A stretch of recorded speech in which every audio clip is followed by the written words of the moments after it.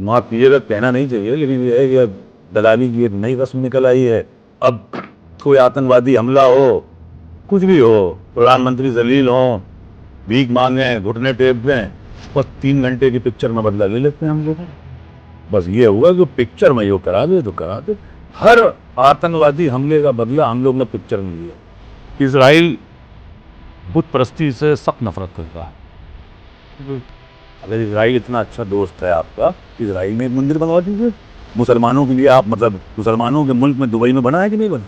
बहुत आलीशान मंदिर बना है। ईरान में तो मंदिर, ईरान में बना है। आप एक नेतन्याहू से भी बनवा दो, घर के पीछे ही बनवा दो, आते रहते हैं तुम्हारे, वहीं पूजा भी कर लेंगे।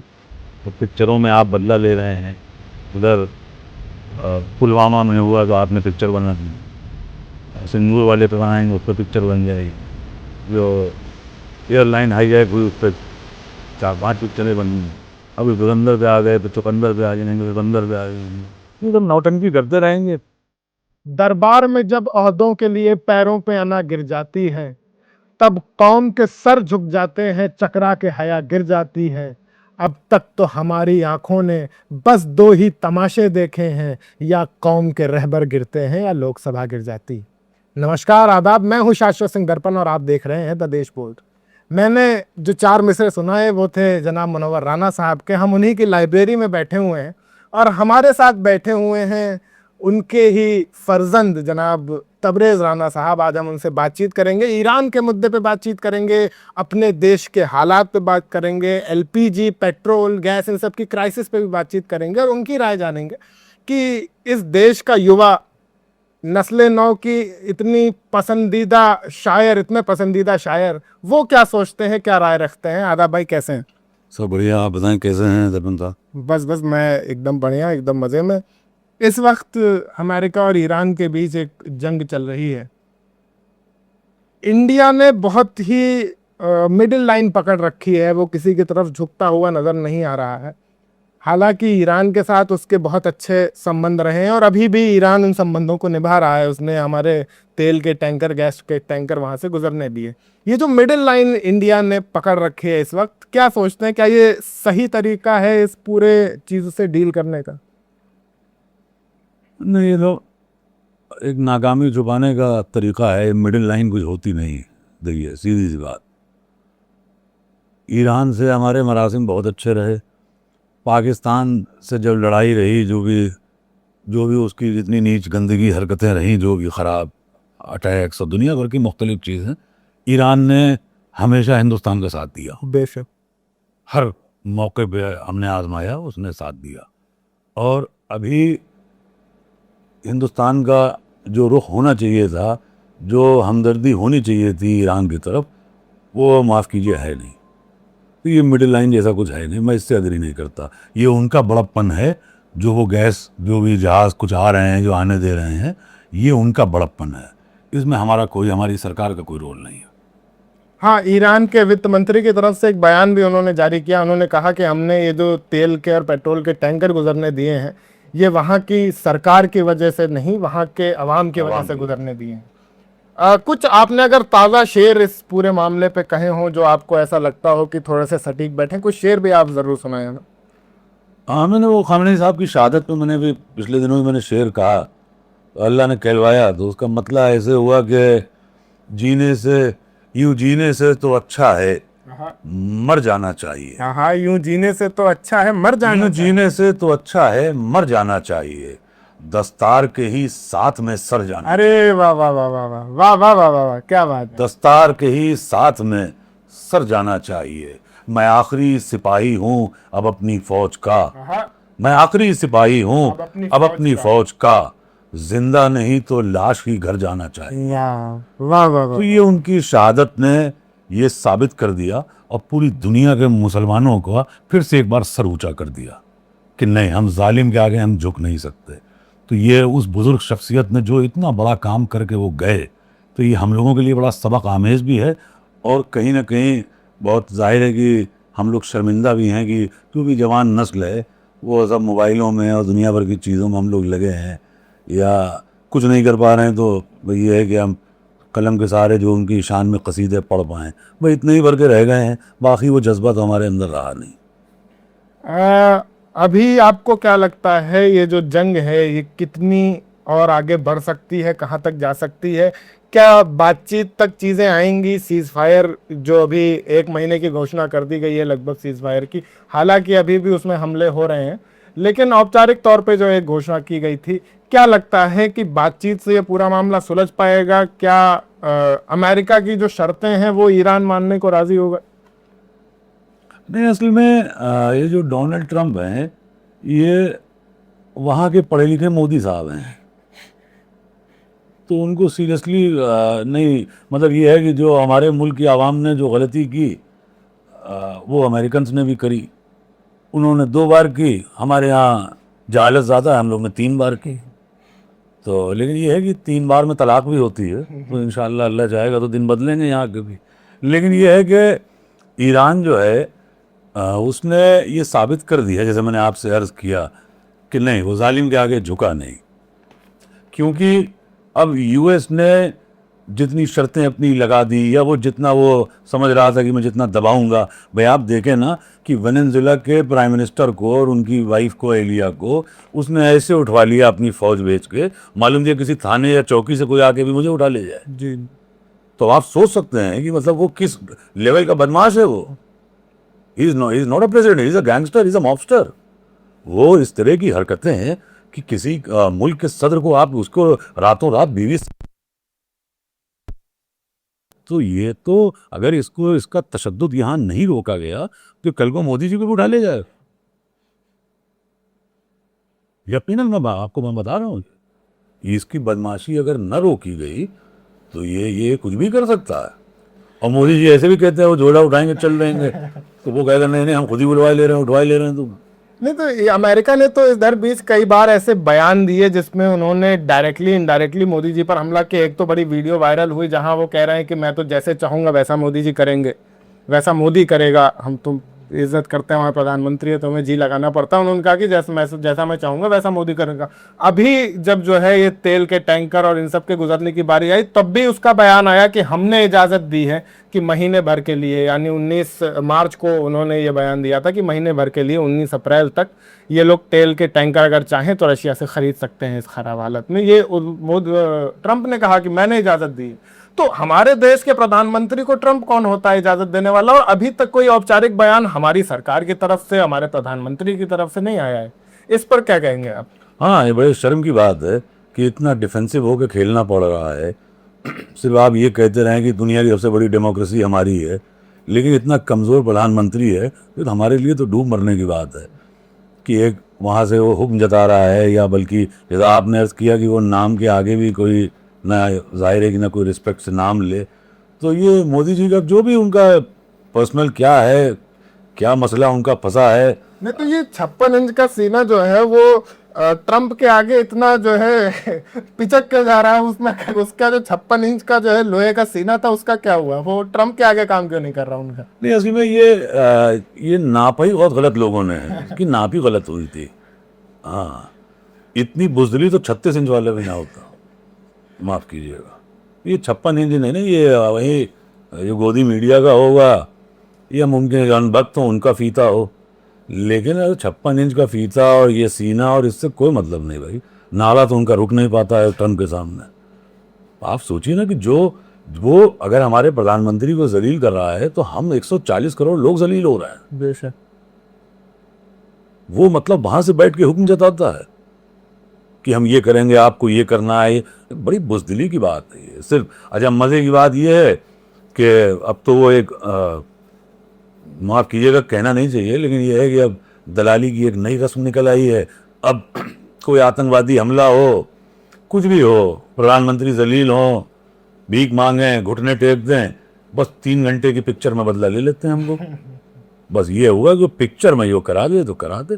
हर आतंकवादी हमले का बदला हम लोग ने पिक्चर में लिया। धुरंधर 2 देखी आपने? नहीं देखी अभी तक? नहीं, वो नहीं, लोग तो कह रहे हैं कि आदित्य धर ने बड़ा अच्छा काम किया, बड़ा मास्टरपीस बनाया है, और एक्टर्स का बड़ा अच्छा रोल रहा है उसमें, बड़ी अच्छी एक्टिंग रणवीर सिंह ने की है। तो एक्टिंग के लिए तो देखी जा सकती है, तो नहीं देखी अभी? तो मैंने पिछले दिनों गज़ल कही थी, तो मैंने सोचा कि इसमें एक वो दिखते न थे कहीं जो वो मंजर में आ गए, गम आपको है कैसे बराबर में आ गए। वाह। तो मैं सोच रहा हूँ कि इसमें एक टूटा फूटा मिसरा लगा दिया जाए, गम आपको है कैसे बराबर में आ गए। तो सरकार की ताकत पे हमें अब हुआ यकीन, अतीक देखो मर के धुरंधर में आ गए। सोच रहा हूँ इसको भी किसी तरह ठोक पीट के लगा दें मैं इसमें। तो ये सब नॉनसेंस बातें हैं, सब फजूल की बातें हैं। तो पिक्चरों में आप बदला ले रहे हैं, उधर पुलवामा में हुआ तो आपने पिक्चर बना दी, अब वो सिंदूर वाले पे बनाएंगे उस पर पिक्चर बन जाएगी, जो एयरलाइन हाईजैक हुई उस पर 4-5 पिक्चरें बन गई, अब धुरंधर पे आ गए, फिर चुकंदर पे आ जाएंगे, फिर बंदर पे आ जाएंगे, ये सब नौटंकी करते रहेंगे। असल में वो एक पिक्चर आई थी ना, वो गैंग्स ऑफ वासेपुर, तो उसमें जो डायलॉग उसने कहा था, हमारे बड़े भाई की तरह है तिग्मांशु भाई, तिग्मांशु धुलिया साहब, वो शानदार डायरेक्टर हैं। तो उन्होंने एक बात कहा था कि जब तक सिनेमा है लोग बनते रहेंगे। तो वही हो रहा है, वो बन रहे हैं आज तक। अच्छा, एक तरफ जो है ट्रम्प साहब हैं जो बार बार किसी न किसी तरीके से मोदी जी को जलील कर रहे हैं। उन्होंने एक बार ये बयान दे दिया कि जो है मैं जब चाहूँगा नरेंद्र मोदी का पॉलिटिकल करियर ख़त्म कर दूंगा। अभी जब ये मध्यस्थता की बात हुई तो बड़ी अजीब बात है कि उसने जो है ईरान के साथ जो अपनी शर्तें थी मध्यस्थता की, वो पाकिस्तान के ज़रिए रखवाई, और उसने ये कहा कि पाकिस्तान मध्यस्थता कराएगा ईरान और अमेरिका के बीच। ये इंडिया के लिए कितनी शर्म की बात है, जबकि ईरान जो है हमारा ज़्यादा अच्छा दोस्त है। अमेरिका से भी मोदी जी शायद बैकफुट पे ही आके, लेकिन ये कोशिश कर रहे हैं कि अच्छे संबंध बने रहें। उसके बावजूद अमेरिका की तरफ से कोई ऐसा कदम नहीं उठाया जा रहा, थोड़ी सी भी नरमी नहीं बरती जा रही। और देश के प्रधानमंत्री के बारे में इतनी बड़ी बात कोई आदमी कह दे रहा है कि मैं पॉलिटिकल करियर ख़त्म कर दूंगा जब चाहूँगा, तो ये तो बड़ी शर्म की बात है। यकीनन भैया सोचिए ना कि यानी कि जो सो कॉल्ड जो अनभक्तों ने जिनको बाप बना रखा है मुल्क का, यानी कि वो नाकारा हैं, तभी वो औलाद के पास जा रहा है अमेरिका। जब पाकिस्तान के खुद के हालात आम दिनों में इतने ख़राब रहते हैं, अब तो आप छोड़ ही दीजिए, लेकिन वो सिर्फ हमारे जो जाहिर है कि मोदी जी के गलत फैसलों की वजह से आज पाकिस्तान जो है वो बीच में दखल दे रहा है या उसकी हैसियत बढ़ गई है। ये हमारे लिए सोचने की बात है कि अब तक हम बड़ी हकारत की नज़र से देख रहे थे पाकिस्तान को। अब आप बताइए कि आपने जिस जिस्म के जिस हिस्से को काट के फेंक दिया हो, अब कहा जा रहा है कि साहब वो है तब दिल धड़केगा। तो बहुत जाहिर सी बात है कि अब अल्लाह जाने क्या उनका मसला है, मोदी जी का कौन सी उनकी गोट दबी है। अब मैं नहीं आना चाह रहा हूँ उस मसले पे, आप ज़बरदस्ती चाह रहे हैं। नहीं, आप खुल के बात कर सकते हैं भाई। अगर देश का नौजवान खुल के बात नहीं करेगा तो फिर कौन खुल के बात करेगा। और आप तो इतने सारे लोगों के आइडल हैं, लोग आपको खूब सुनते हैं, इंस्टाग्राम पे वायरल हैं, आपके शेरों से लोग खूब मुतासिर होते हैं, और आपको तो खुल के बोलना ही चाहिए। नहीं मतलब ये इसलिए नहीं, कोई खौफ नहीं है, बस एक जाहिर है कि तो प्रधानमंत्री, दूसरा भाई वो इतनी जाहिर है कि उनकी उम्र है, तो वो अच्छा नहीं लगता उन पर किसी तरह के इल्ज़ामात लगाना।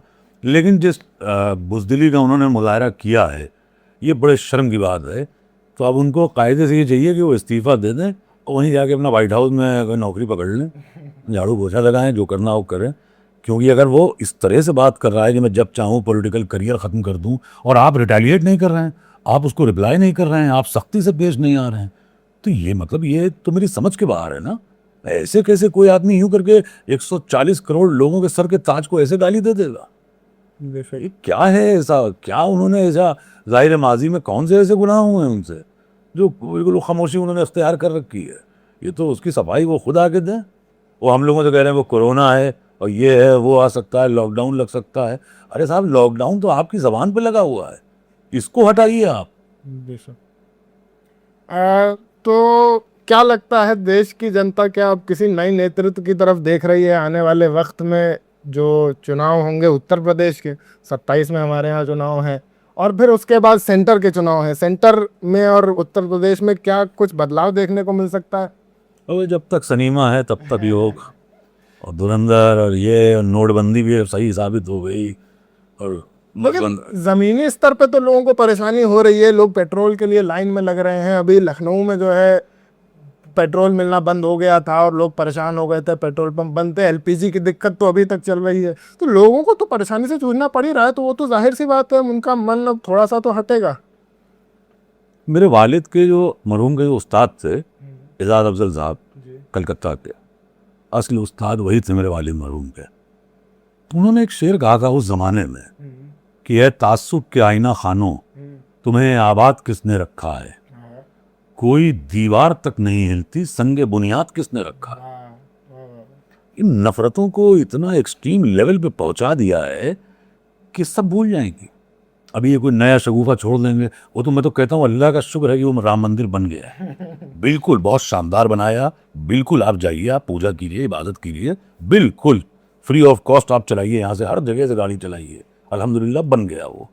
अब ये 2-4 और अगर वेटिंग में हो, RAC हो, जो हो वो भी बनाइए आप, बेहतरीन। अब ये लेकिन चुनाव के वक्त में फिर कुछ होगा, यही हिंदू मुसलमान यही नाटक निकलेगा। तो आप सोचिए, जो मेरा जो एनालिसिस है, इजराइल बुत परस्ती से सख्त नफरत करता है जी। अगर इजराइल इतना अच्छा दोस्त है आपका, इजराइल में एक मंदिर बनवा दीजिए मुसलमानों के लिए। आप मतलब मुसलमानों के मुल्क में दुबई में बना है कि नहीं बना है? बहुत आलीशान मंदिर बना है। ईरान में तमाम मंदिर, ईरान में बना है। आप एक नेतन्याहू से कहीं बनवा दो, घर के पीछे ही बनवा दो, आते रहते हैं हम तुम्हारे, वहीं पूजा भी कर लेंगे। दूसरी चीज, गाय खाता है यहूदी, अब वो कह रहे हैं कि वो फादरलैंड, जी मोदी अभी हाँ मदरलैंड गार्डलैंड, जो जो अपना उन्होंने जो डायलॉग मारते हैं उन्होंने कहा कि इंडिया मदरलैंड। आप ये देखें कि यहूदियों से ये सिर्फ मोहब्बत सरकार इसलिए दिखा रही है क्योंकि यहूदियों से मुसलमानों की लड़ाई है। असल मानों में अगर आप निकाल लीजिए हिसाब, मुसलमानों का हिंदुओं से कोई इख्तिलाफ कभी नहीं रहा। और ये मैं माई को कैमरे के लिए नहीं बोल रहा हूँ, मैं इतिहास की बात बता रहा हूँ। हमारा इख्तिलाफ सिर्फ और सिर्फ यहूदी से रहा, क्योंकि यहूदी कुरान तक पढ़ के उसी पे वो हमला करता है। वो यहाँ तक कि वो जेर ज़बर के में फ़र्क पैदा कर देता है कि मेरी पूरी पूरी आयतों के माने बदल जाएं। ये काम हिंदू नहीं करता। मेरी लड़ाई या मेरी कौम की लड़ाई हिंदुओं से थी नहीं कभी, हमारा सिर्फ दुश्मन यहूदी था और उसके दुश्मन हम थे। तो ये आज गाय खाने वाले को जो आप बाप बनाए हुए हैं, सिर्फ इसी वजह से कि इन्हें मुसलमानों से नफरत है। और वो जो हिंदू भाइयों को बेवकूफ़ बना के, जो नई नस्ल है मोबाइल के जरिए उन्हें बेवकूफ़ बना के, सिर्फ उनको यही करना है। भाई आप खुद सोचिए कि मुगलों की हुकूमत के बाद यहाँ पे अंग्रेज़ों की हुकूमत आई। अंग्रेज़ को कोई गाली नहीं देता है। उससे पहले जाते हैं 150 साल पीछे जाएंगे कि नहीं साहब मुगलों ने ये किया था, वरना अभी हम आपको एक थप्पड़ मारे, माफ़ कीजिएगा बहुत माजरत के साथ, या आप मुझे मारे। तो अब मुझे अगर आपने एक थप्पड़ मारा, आप चले गए। अब उसके बाद ये आए, 1 घंटे बाद ये कोई साहब आए, उन्होंने मुझे मारा, तो मुझे पहले तो अगर रिग्रेट होगा तो जो मौजूदा थप्पड़ पड़ा होगा उसका, या मैं कहूँगा नहीं नहीं चलो आज वाले को रहने तो फिर कल जो मार के गया था पहले वहाँ से बदला शुरू करेंगे। अरे साहब आप मुगलों से नफरत करते हैं, कहिए ठीक है, रहे होंगे, क्रूर रहे होंगे, जो भी रहा होगा, अच्छे तो आप भी नहीं हैं। तो अब जाहिर है कि ये तौला कैसे जाए कौन कितना बदकिरदार है, कितना ख़राब है। तो लेकिन ये है कि आप देखें कि इन्हें सिर्फ करना है कि जो मुसलमानों के खिलाफ है वो हमारा दोस्त है। तो ये बड़ी अजीब बात है कि एक तरफ ये सरकार बीफ के खिलाफ तमाम बातें करती है और उसके बाद फिर इंडिया बीफ के एक्सपोर्ट में नंबर 2 पे आ जाता है, इस वक्त नंबर 2 पे। एक तरफ ये सरकार इस बात पे एतराज़ करती है कि किसी IPL के टीम में बांग्लादेशी खिलाड़ी को कैसे ले लिया गया, और दूसरी तरफ यही सरकार बांग्लादेश को 60 करोड़ रुपए फ्री में देती है, बतौर लोन नहीं बतौर एड देती है कि आपका हालात ख़राब है, हम आपको 60 करोड़ रुपए दे रहे हैं। वो बांग्लादेश जहाँ पे ये आरोप लगाए गए कि वहाँ पे हिंदुओं को मारा गया, उनका कत्ल किया गया, वहाँ को ये 60 करोड़ रुपए दे देती है। तो ये डबल स्टैंड क्यों है सरकार का हर मुद्दे पर? नहीं, इसीलिए कि उन्हें सिर्फ हिंदुओं को बेवकूफ़ बनाना है। जितने दिन अब अल्हम्दुलिल्लाह 14 से लेकर 26 तक, अब तक इतने 12 साल तो बेवकूफ़ बन गए, 2-3 साल और बनेंगे। जब बिल्कुल ही जब ज़ाहिर है कि भुखमरी हो जाएगी मुल्क में, तब हो सकता है, जैसे मैंने कहा ना कि वो तासुब के आईना खानों, तुम्हें आबाद किसने रखा है। तो ये नफ़रत जब तक ज़ाहिर है कि वो बेवकूफ़ बन रहे हैं लोग, बनाएंगे। वरना आप ये सोचें कि आप गाय, जाहिर सी बात है कि आप बीफ सप्लाई कर रहे हैं। आज भी ये जितने जो गौरक्षक हैं, जितने नकली गुंडे जितने हैं, ये किसी 5 स्टार होटल में क्यों नहीं जाते हैं? भाई वहाँ तो लाइसेंस ही मिलता है कि आप गाय भी, बीफ भी देंगे, पोर्क भी देंगे, दुनिया भर का। तो जाहिर है कि उसकी एक पूरा क्राइटेरिया है उसका, तब आप फाइनली कहे जाते हैं कि हाँ इट्स अ 5 स्टार प्रॉपर्टी। तो वहाँ कोई नहीं जाता, क्योंकि जाहिर है कि वहाँ जाएंगे तो भाजपा के बड़े बड़े मंत्री भी मिल जाएंगे बैठे हुए, क्या खा रहे हैं ये भी नहीं पता, अल्लाह जाने। अब हम लोग तो जाहिर है कि ये सब करते नहीं है कि अखलाक की प्लेट और फ्रिज लेके जाके कि क्या है क्या नहीं है। तो दूसरी चीज़ ये है कि आप देखें कि चाहे वो बांग्लादेश हो या कोई भी हो, हम कहते हैं कि मेरे जाहिर है कि हम उम्मत कहलाते हैं हमारे नबी सल्लल्लाहु अलैहि वसल्लम पाक की। उनका सख्ती से उनकी एक ये हदीस है कि उनकी ये हिदायत थी कि गाय का दूध मुफीद है, गोश्त नहीं। ये मतलब मैं आप कहीं पे भी आप देख लें, आरएसएस वाले भी अगर कुरान पढ़ते हो तो पढ़ लें, उसका तर्जुमा करके हिंदी में हम दे देंगे। आप देखें कि इस हवाले से कभी कोई खबर क्यों नहीं आई।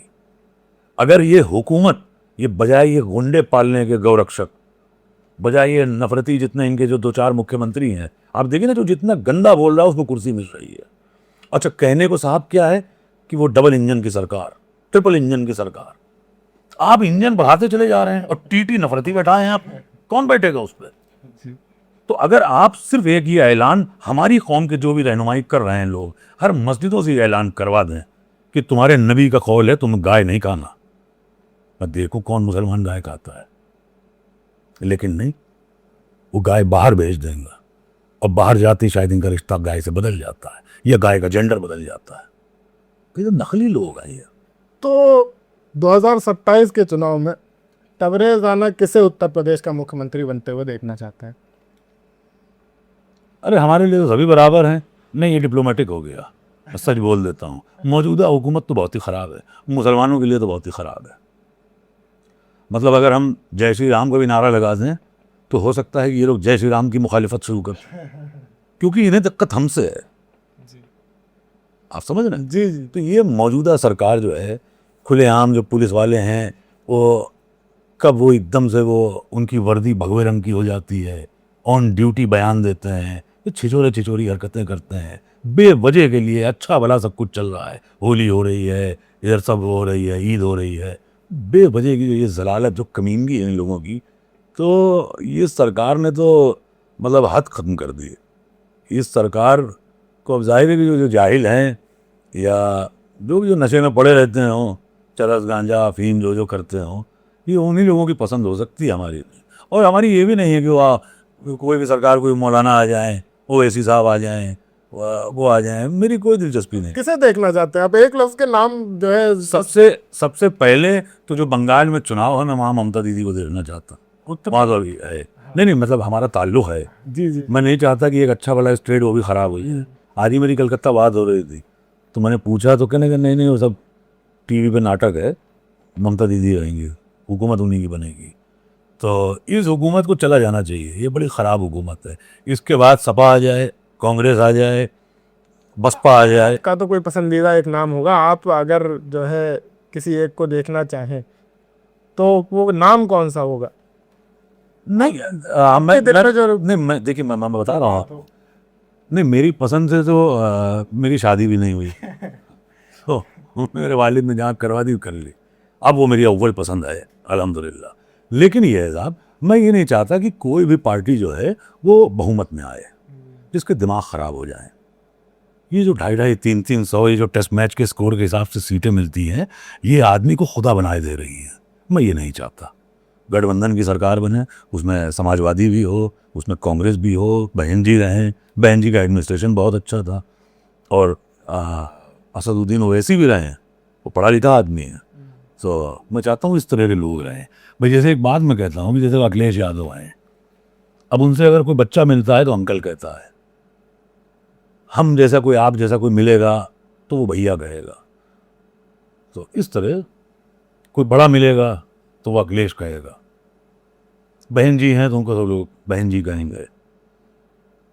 मेरे वालिद मिलने गए, किसी मुशायरे में मुलाकात हुई, कहाँ तो मोहतरमा कहा, और बहन जी का, हमारी बहन है आप, हमारी छोटी बहन है आप। ये तो ऐसा कोई इंसान बने मुख्यमंत्री, कोई नकली न बने जिसको झूठ मूठ धर्म के चोले में जो हो और उसको बेवजह सम्मान दे रहा है, बड़ा भी पैर छू रहा है, छोटा भी पैर छू रहा है। मैं नहीं, मतलब ये मंजर सियासत में नहीं होना चाहिए। आप अगर पुजारी हैं या जो भी हैं, आप मंदिर में जाइए, अपना वहाँ रहिए। कोई दाढ़ी वाले हैं, मैं तो ईमानदारी से मैं आपको बताऊं कि जो मौलाना, जो इस तरह के लोग जो सियासत में आ जाते हैं, मुझे नहीं अच्छा लगता।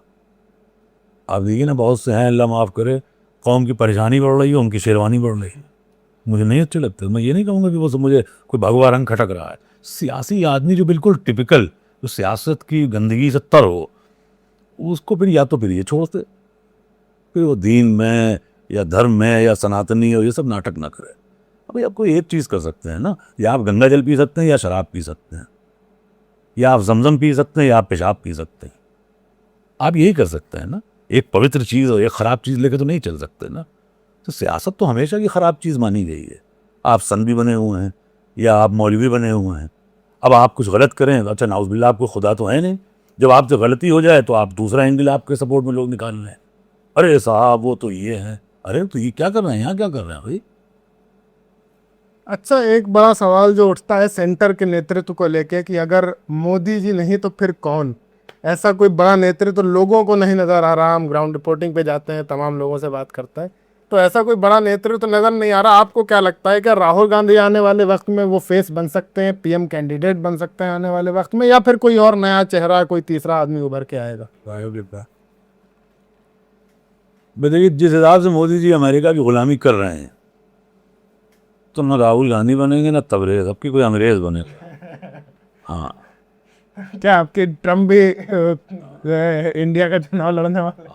ट्रम्प भेजेगा या किसी को, ट्रम्प को भेजेगा, किसी को भेजेगा, मतलब जिस हिसाब से गुलामी हो रही है, फिर गोरों की गुलामी में आ गए। असल में एक मसला ये है ना कि जब आदमी पढ़ा लिखा नहीं होता है तो वो अंग्रेज़ी हो, फ्लुएंसी हो, उन चीज़ों से बड़ी जल्दी मुतासिर हो जाता है।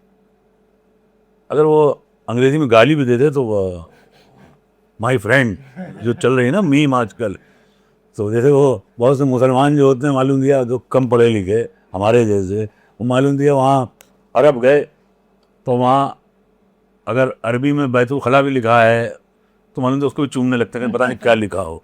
तो वैसे ही जाहिल आदमी का होता है कि उसके सामने अंग्रेज़ी में गाली भी दो तो वाह वाह वाह वाह वाह। तो लेकिन ये है कि राहुल गांधी बहुत जाहिर है, बहुत डायनेमिक आदमी है, पढ़ा लिखा शख्स है, और वो आदमी अगर प्रधानमंत्री न भी बने तो उससे कोई फ़र्क पड़ता नहीं है। लेकिन मेरी दुआएं हैं कि अल्लाह करे वो बने। लेकिन आप मैं बता दूं कि उस शख्स ने प्रधानमंत्रियों की गोद में पेशाब किया है बचपन में, वो प्रधानमंत्रियों का पाला हुआ है, तो उसके लिए उर्सी कुर्सी जो है कुछ वैल्यू नहीं है उसकी।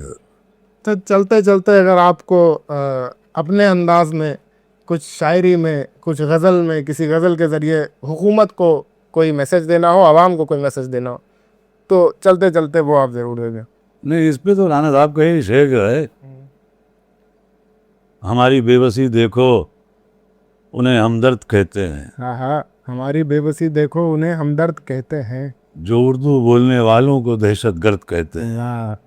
और अगर दंगाइयों पे तेरा कोई बस नहीं चलता तो सुन ले हुकूमत, हम तुझे नामर्द कहते हैं। वाह वाह वाह वाह वाह वाह वाह वाह।